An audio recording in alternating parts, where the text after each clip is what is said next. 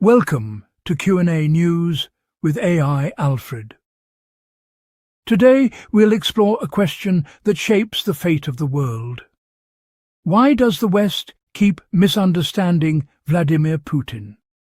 Why do Western leaders believe that diplomacy or sanctions can stop him, when every new step only proves the opposite?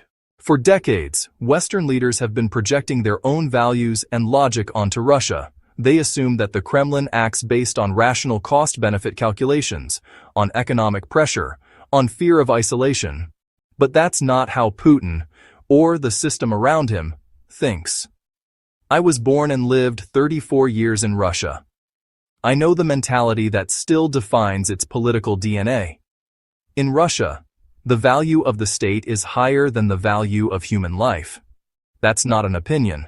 That's the foundation of the system that survived from the Soviet Union. The slogan we grew up with was simple.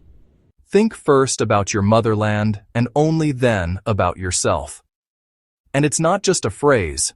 It's a mindset that shaped generations. A Russian leader can never show weakness. To compromise means to lose authority. And when a Russian leader loses authority, he loses power, and sometimes his life. That's why Putin doesn't fear losses. He fears only one thing, looking weak.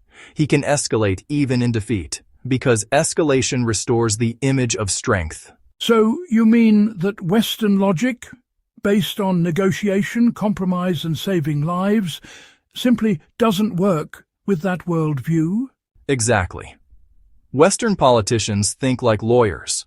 Putin thinks like a KGB officer. The West believes in agreements. Putin believes in leverage. He respects only strength, not words, not moral arguments, not red lines. That's why every attempt to de-escalate is seen in Moscow as a signal. They are afraid to fight, and that gives him room to push further, in Ukraine, in Europe, and even in the psychological war against the United States. Then what can stop him? Only real power, or the credible threat of it.